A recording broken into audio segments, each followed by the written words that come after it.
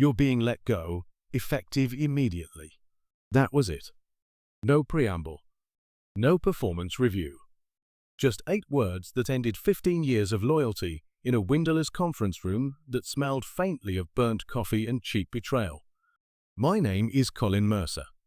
Or at least it was, until 10:17 a.m. that Tuesday morning. Until the badge I'd worn with quiet pride was deactivated and my email account blinked into oblivion like I'd never existed. 15 years at Oaklight Manufacturing, 10 as lead project engineer, reduced to a stack of HR paperwork, and oh, we wish you the best in your future endeavors. They didn't even have the decency to say it to my face. It was Lara from Human Resources who delivered the message. My manager, Tom Reiner, hadn't even shown up. I asked one question. Just one. Why? Lara adjusted her glasses, flustered. This was a restructuring decision, not performance-related. It came from above. Above. Corporate speak for nowhere. For no one wanting to take responsibility. I left without a word. No scene. No outburst. Just the tight silence of someone who's seen the writing on the wall too late to stop it. Back at my cubicle, I packed my things slowly. Not because I needed time, but because I wanted to remember this moment. Burn it into my memory. The way Greg from the next I'll peeked over but didn't say anything. How the intern I'd mentored just looked down, ashamed. They all knew this was wrong. They just didn't know what to do with that knowledge. Neither did I, not yet. As I slid my framed photo of my daughter into the box, I noticed something off on my computer screen. My access was gone, yes, but someone had left a window open. A file I hadn't seen before. Titled Consolidated Design Assets Q4. It was my work. My schematics. The entire prototype framework I'd spent 18 months perfecting, now stripped of my credentials, marked final submission by Ryan's TK Group. Tom hadn't just fired me. He'd stolen from me. My name was nowhere on the submission. But every engineering choice, every calibration, hell, even the naming conventions were mine. That was when it hit me. This wasn't restructuring. This was a heist. And they'd made one critical error. They left the architect of the entire system alive and angry. I didn't go home. Not right away. Instead, I drove across town to an old diner off Route 41. A place I hadn't visited in years, but where I knew I could think. No one from Oaklight would find me here, too far from the polished corridors and catered lunches. Too real. The waitress poured my coffee without asking. You look like someone just ran over your dog. Something like that, I muttered. I stared out the window as a freight train rumbled by in the distance. My mind was buzzing, not with sadness, not even with rage, but with something colder. Focused. Mechanical. Like a blueprint clicking into place. Tom hadn't just stolen my work. He'd repackaged it, attached his name, and submitted it through a third-party contractor, TK Group. I'd heard whispers about them before. An integration partner Oaklight used when they wanted to fast-track patents without sharing credit. Most employees thought they handled compliance. I now realized they handled clean theft. And they were good at it. But not perfect. I still had copies of the original schematics on my personal drive. Dated, signed, backed up twice. The real kind of proof, the kind that can't be rewritten. I also had emails. Correspondence with Tom, Slack messages where I explained decisions, old version history logs. They thought they'd erased me from the final submission. They hadn't erased the trail. And here's the thing about engineers like me, we don't forget how things are built. Every system at Oaklight ran on code I'd touched, from internal project trackers to patent submission workflows. I wasn't a hacker, but I'd been around long enough to know where the bones were buried. I'd helped bury some of them. I just needed access. And for that, I needed someone still on the inside. I scrolled through my contacts until I landed on Mia Torres. Mia had joined the company 4 years ago. Quiet, brilliant, observant. She worked in DevSecOps and always played by the book, but she owed me. I'd gone to bat for her more than once when the higher-ups tried to push her out for being too rigid. I texted her. Need to talk. Off record. Urgent. 10 minutes later, she replied, call me at 6. Use Signal. Not work phone. I took a long sip of coffee and let out a breath I didn't know I was holding. The game had changed. I wasn't some ex-employee licking his wounds. I was the key witness in a corporate fraud operation that hadn't finished covering its tracks. And I was done being quiet. By Thursday, my absence was already a whisper in the halls. The company had reassigned my projects. My email was locked. My ID badge deactivated. 17 years scrubbed clean in 72 hours. But they hadn't scrubbed deep enough. On Friday morning, I drove out to a storage unit I hadn't visited in years. Tucked between a pawn shop and a tire warehouse, the place was anonymous, just another number on a rusted gate. Inside were boxes labeled in my handwriting: legacy systems, archive logs, 2021 audit, IT redundancies. Dry stuff, unless you knew what to look for. And I did. Over the years, I documented everything. Not out of paranoia, at least not at first, but because I'd seen too many people disappear without a trace after cost-cutting measures. Call it habit. Call it insurance. Either way, I had a full forensic snapshot of the company's back-end systems going back a decade. And in that data was something I hadn't meant to find. A line of code I didn't recognize. Buried in one of the system logs I'd pulled the month before I got fired. At the time, I'd flagged it as odd but assumed it was an internal test script, probably something legal had requested. Now, I wasn't so sure. The script pinged an outside server. Weekly. Friday mornings, 2 a.m. It compiled internal financial data, encrypted it, then transmitted the packet. The encryption was sloppy. Sloppy enough that I could unpack it with the right tools. I loaded the old company laptop I'd kept, one they never knew existed, a backup assigned during a long-ago outage. I cracked the packet open, and what spilled out made my blood run cold. Private financial summaries. Not general accounting. These were executive level. Departmental budgets with strange variances. Consultant fees that didn't line up with project scopes. Line items for vendors I'd never heard of, authorized by credentials belonging to one man. Craig Bennett, the company's chief financial officer. That's when the pieces started clicking. They hadn't fired me because I was obsolete. They'd fired me because I'd seen something I wasn't supposed to. And instead of asking questions, instead of confronting me, they'd cut the cord and hoped I'd drift away quietly. They didn't realize I'd spent my entire career building fail-safes, that I was already 3 moves ahead before they even reached for the scissors. By midnight, I'd mapped out 6 months of suspicious transactions, 2 fake vendors, 3 padded consulting contracts, over $2.3 million in misallocated funds funneled through shell corporations registered in Delaware and the Cayman Islands, all quietly siphoned through project budgets I'd once overseen. I sat back, the hum of the old laptop soft in the room. My apartment smelled like coffee and dust. The world outside had gone quiet. I stared at the numbers until they stopped feeling like digits and started feeling like motive. This wasn't just embezzlement. It was a cover-up. And someone thought I was the loose thread that needed snipping. But they'd pulled the wrong one. And now the whole damn sweater was starting to unravel. Saturday morning, I walked through the doors of a downtown cafe I used to frequent before meetings, neutral ground, with strong coffee and spotty Wi-Fi. I took the corner booth, facing the window, and waited. 15 minutes later, she arrived. Lauren Kim, former compliance officer at Meridian, and one of the few people I still trusted.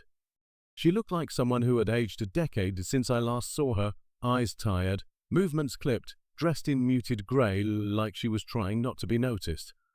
The kind of look someone wears when they've stayed too long in a job that's gone sideways. "Jake," she said, sliding into the booth. No smile, just a quiet urgency. I handed her a flash drive. I need you to look at something, I said. Off the record. She plugged it into her laptop without hesitation. That's what I liked about Lauren, direct, no performance. I watched her eyes scan the files. Audit logs. Transaction trails. Executive authorizations. Her brow tightened with each click. This is real? She asked. I nodded. Craig's been bleeding the company dry. Maybe longer than we thought. I just stumbled on proof because he didn't know what I had access to. She leaned back, whispering a curse under her breath. No wonder you got fired. Exactly. I wasn't just downsized. I was silenced. Lauren stared at the screen, lips pressed tight. This goes way beyond internal fraud. He's cooked the books on shareholder reports. If this gets out, it will, I said, but not through company channels. I need a firewall. She raised an eyebrow. I want to take this public. Quietly. An anonymous leak. But I need help verifying the structure, legal language, forensic confirmation. Something that can't be waved off as a disgruntled ex-employee looking for attention. Lauren didn't answer immediately. She stared out the window, then back at the screen. I can do it, she said slowly, but it's going to put a target on my back too. I looked her in the eye. I know. That's why I asked you. You're the only one who understands what's really at stake. She sighed. Give me 3 days. As she left, she paused by my booth. Jake, this is going to get ugly. It already is. Back home, I started preparing for the next phase. Craig and the others thought they'd severed me cleanly. What they didn't realize was that I'd embedded redundancies throughout the system, automated scripts that pinged my home server anytime access logs were tampered with. Even after my termination, I was still in their walls. I opened my old terminal interface, bypassed the inactive login, and accessed the last backup I'd made before getting fired. There it was, metadata showing Craig manually adjusting logs the night before my termination. Timestamps aligned perfectly. He knew I'd seen the anomaly. He just didn't know I'd copied it. I opened a burner email account and sent a test packet to a reporter I trusted, a guy named Ian Corbett who'd once run an expose on embezzlement inside a major non-profit. No attachments. Just a message. You're going to want to see this. CFO of Meridian Technologies. $2. 3M diverted. Documents to follow. That night, I couldn't sleep. I lay on the couch, staring at the ceiling fan turning slow above me, thinking about how quiet revenge is in the beginning. It doesn't scream. It simmers. A low, focused burn. Craig thought he'd buried me. But I was about to make damn sure he dug his own grave first. Monday morning, the first tremor hit. A headline buried in the financial section of an independent blog. Anonymous tip alleges fraud at Meridian Technologies. Whistleblower claims Fo diverted millions. No names. No documents. Just enough to light a fuse. I sat at my kitchen table, sipping bitter coffee, watching the digital ripples spread. By noon, the article had been picked up by 2 niche outlets. A hashtag started to trend in local tech circles. And by mid-afternoon, Meridian's communications team had released a vague 2-sentence statement denying unfounded rumors, which of course made it worse. Lauren called me that night. It's working, she said. You've got their attention. You ready for phase 2? She hesitated. I've verified everything. It's airtight. The files are mapped. Logs are clean. Craig's name is all over this. I opened the secure folder on my desktop. Every document had a mirrored version uploaded to a cloud drive under triple encryption. I didn't just want Craig to fall. I wanted the board, the complicit VPs, the cowardly middle managers who looked away to feel the heat too. I'll send it to Corbett tomorrow morning, I said. Full disclosure. Raw files. Lauren was quiet for a moment. Then, you ever think about what happens after? Yeah, I said. I burned the rest of the bridge. Tuesday morning, I walked by Meridian's headquarters. Not inside, just past. Windows were lit. Security was tighter. I saw 3 different XX pacing just beyond the tinted glass, their faces pale, voices sharp. I kept walking, blending into the flow of pedestrians. Ghost in the daylight. By noon, Corbett's article dropped. Exclusive. Documents reveal multi-million-dollar fraud at Meridian Technologies, CFO implicated. This time, it hit hard. The files I'd compiled were now public. Redacted names where needed. Timestamps. Cross-referenced approvals. Transfer logs. Craig's digital fingerprints were everywhere. The article included statements from a former senior systems analyst and a corroborating source within compliance. This afternoon, Meridian's website crashed. Their stock slid 8%. HR shut down all non-essential access to internal servers. I got a text from a former coworker. "Dude, did you see what's going on?" Total lockdown. Craig's not in his office. Rumor is he's been escorted out. The air shifted. Finally. That night I sat in my apartment, lights low, the city humming outside. My email pinged, a reply from Corbett. Got word the SEC opened an inquiry. Whistleblower status is being considered. You weren't wrong about any of it. Hell of a shot you took. I leaned back, letting the weight of it settle in. For 17 years, I was invisible. Reliable, overlooked. The guy who showed up, solved the problem, and faded into the background. Now, I was the reckoning no one saw coming. But I wasn't done yet. The money Craig stole wasn't just greed, it was strategic. He'd used shell companies to funnel funds into acquisitions tied to board members' families. Real estate, consulting contracts, phony vendor payments. This wasn't just one man stealing. It was a network. And I had one last ace. Years ago, I'd helped build Meridian's internal compliance flagging system, quiet software that identified anomalous vendor behavior. At the time, it was shelved too, aggressive, Craig had said. But I'd kept a personal copy. Modified it. I ran the scan on the leaked documents. 7 names lit up. Board members. Department heads. People who'd looked me in the eye and told me my position was no longer needed. Funny how positions shift when light hits the right shadows. This wasn't just revenge anymore. It was demolition. They tried to spin it. A press release the next morning. Meridian Technologies has identified a breach of fiduciary integrity involving isolated leadership. A scramble of legalese and hollow reassurances. They named Craig, of course. Said he'd been terminated. Full cooperation with authorities, they promised. But the web was too tangled now. By the end of the week, 3 more resignations followed. Not just Craig, his deputy, the head of strategic development, and a board member with direct ties to 2 of the dummy vendors. Quiet exits, no statements. Just names disappearing from the website. Lauren called me again Friday night. They've launched a forensic audit, she said. SEC is involved. The media's digging deeper now. I was standing on the roof of my building, the city lights glittering around me, a soft wind pulling at my coat. Did they trace the leaks to you? I asked. No. You covered the trail too well. Besides, I think they're too busy covering their own asses to chase shadows. I let the silence hang. Then, you did good, Lauren. You did better, she said and hung up. My inbox was a graveyard of unread emails, old coworkers reaching out in hushed tones, some to thank me, some to ask if I was the whistleblower. I ignored them all. I didn't need thanks. I didn't need to be the face of justice. This wasn't about applause. It was about restoration.